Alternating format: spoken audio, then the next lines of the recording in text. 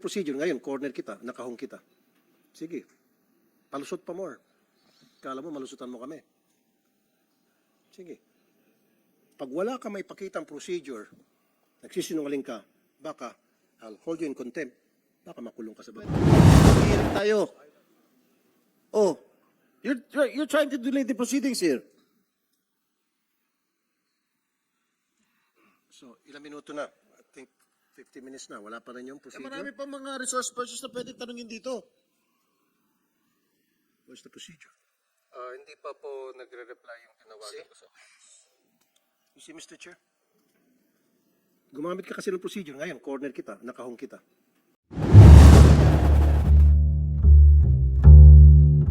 You were asking for a writ of execution that is based on the deliberations a while ago. If I may, Your Honor, what we are No, asking for... let me finish, Attorney. Yes, sir. Nag-issue na ang NLRC ng unang writ of execution. Ang hinihingi mo, sinasabi mo kanina, kailangan ng writ of execution. Ang sinabi niya, sabi mo from the Supreme Court, ang sabi na Attorney Maranan, hindi nag-i-issue ang Supreme Court ng writ of execution. Alright, am I correct? That's correct, sir. So, kailangan ang writ of execution manggagaling sa lower courts. Correct? Am I correct? Yes, sir. Now that NLRC has already issued a writ of execution, wouldn't that suffice? I Hindi wish... pa ba, ano yan? Sufficiente yun? I would wish that that were sufficient, Your Honor. But what we require is a writ of execution from the NLRC based on the decision of the Supreme Court. Pero Mr. Chair, I see the point of Attorney Maranan here. The lawyers of DMCI can be very creative na kapag nangyari yung questionin nila yung bagong rate, hanapan nila ng butas, iakit nila ngayon sa korte na naman, hahaba na naman yung proseso. So therefore, yung na-issue na original na rate, dapat i-honor nyo kasi yung original writ of execution that was issued by the NLRC, when was that, sir?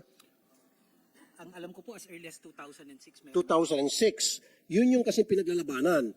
Umakit hanggang sa Supreme Court. So dapat i-honor yung writ na yun that was originally issued na kung saan nagbigay ng desisyon ng Supreme Court now. That would be, again, Your Honor, that would be against our processes.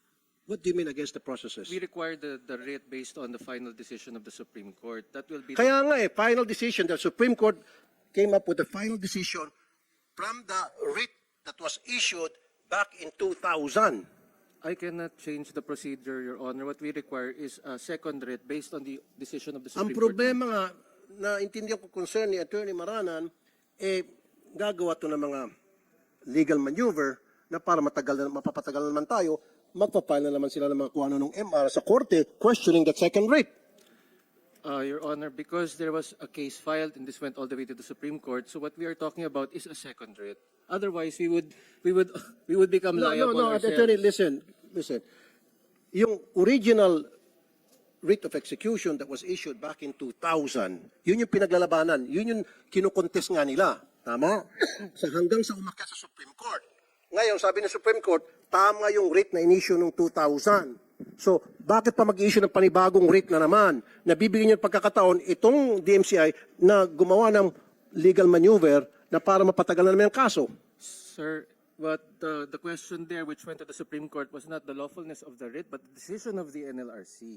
That is why we require... Kaya nga, yung NLRC issued already a writ. Go ahead po, Commissioner Nick Dao. I was about to state po kanina, Mr. Senator, Mr. Chair, na ang NLRC po kasi, kahit po naiakyat sa Court of Appeals ang kaso, nag-i-issue po after 30 days paglabas ng entry of judgment ng komisyon ng writ of execution. Opo. Kung wala pong TRO, restraining order, or preliminary injunction, or much more permanent injunction, continuing po yung writ of execution na yon. Ang hindi po namin maintindihan, bakit in the meantime, hindi po ginawa ang pag-execute ng writ of execution na yun, na nagsasabi na i-cancel na yung titulo at ilipat na purun sa pangalan ng mga nagwagi na mga manggagawa. Okay, maliwanag na sinabi ni Commissioner Nick Dao. Why did you not implement the first writ of execution issued by NLRC? At saka ang tanong, meron bang TRO? Doon sa writ. There was no temporary restraining order. Sige, magturuan kayo. Sige, turuan kayo. Your Honor, what went up to us was called a consulta as to the registrability of the decision of the NLRC. In consulta number 5208, we agreed with the NLRC that the order is registrable. Hindi ho kami kumontra. Attorney Elizalde, Yes, sir. huwag kang lumayo. Ang pinag-uusapan na natin dito ay yung writ of execution that was issued by NLRC para makancel na po yung title. Ang sinasabi nyo, mag-issue ka ng panibagong rate, disregarding the previous rate, para gagawin nyo na yung tama, para makancel na nga yung title. Ang sinasabi ni Attorney Maranan, binibigyan nyo lang ng pagkakataon, itong DMCI, binibigyan nyo sila ng leeway na para makapag-file ng kung ano ng motion, mapatagal yung kaso. So, meron ng rate na na-issue ang NLRC at hindi question yung rate na yon, hindi nag-TRO, nag-file ng TRO. So, lumabas yung desisyon ng Supreme Court patungkol doon sa desisyon ng paglabas ng rate. Then why do you need another second rate? Your Honor, because... Sabi mo meron kayong policy. Yes, sir. Show us that policy. Nasaan? Show us. Nasa procedures ho ng... No, kaya show us that procedure in black and white na nagsasabi na kailangan merong second rate. Show us. I do not have one with me. No. No, kung wala ka may pakita, then you're lying to me and I'll hold you in contempt. You're lying. Gusto mo makulong? Your Honor, No, sabi mo, huli ka na eh. Sabi mo, that's not part of your procedure. Kailangan mag-issue ng second rate because that's part of your procedure. Where is that procedure? Where does it say? Doon sa procedure ninyo, sa LRA, na gano'n nga dapat ang sistema. Show me. Pag wala ka na ipakita, nagsisinungaling ka, pakukulong kita sa baba. I do not have a copy, Your Honor. Why? I did not bring any... Then call it. Call somebody. Call them. Right now. I'll give you 50 minutes. Make a phone call. I'll check, Your Honor. Thank you. Call. Sige. Nasaan yung procedure na yun? Kasi pag may nakapakita ka ganun black and white, then it's a different story. Pag wala ka may ipakita, pakukulong kita sa baba. Sige. Call them. Hello.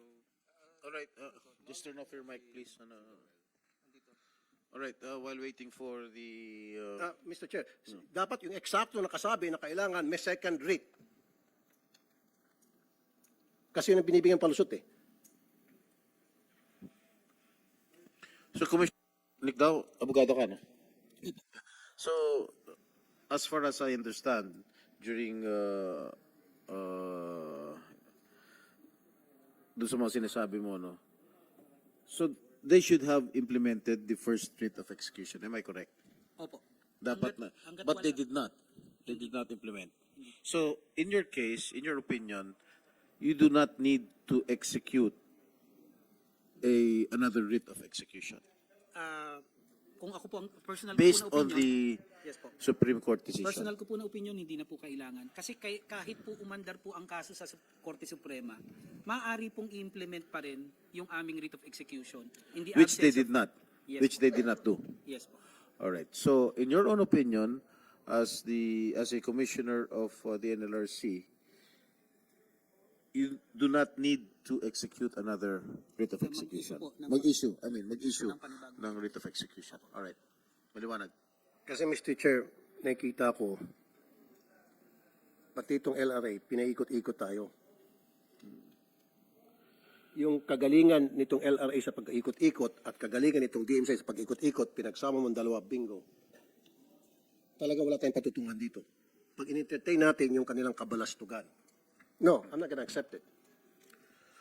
Attorney Elizalde, have you, did you get the records ready? Your Honor, I'm having someone look through the records now. Excuse me? Pinapahanap ko po, sir. How long would it take? Kayo pa ba'y manual o computerized? Dapat isang pindot sa computer, hanapin nyo, search, nandiyan agad. Manual po yung... O so kung manual, abutin tayo dito ng siyam-siyam. Gusto mo i-suspend natin para pagbalik para sa next hearing, meron ka na nun. I fervently apologize that we are still looking. Kaya nga, kung halimbawa, sasabihin mo hindi mahanap-hanap dahil manual pala kayo at kung saan nakalagay na yung dokumentong yon, saan nakabaon, so sa susunod na hearing, may dala ka na. Yes, Your Honor, we'll do that. No, we'll wait for you now. We'll wait. Sige. Attorney Elizalde, abogado ka, di ba? Attorney. Yes, Alright, Your Honor. hindi ka ba sumasang-ayon sa opinion ni Commissioner Nick Dao na hindi na kinakailangan mag-issue ng isa pang writ of execution base sa... Mr. Chair, I'm sorry. Kasi nga, babalik naman tayo doon. Sabi niya, procedure. Pinagbabawal. That's why, para matapos na agad to,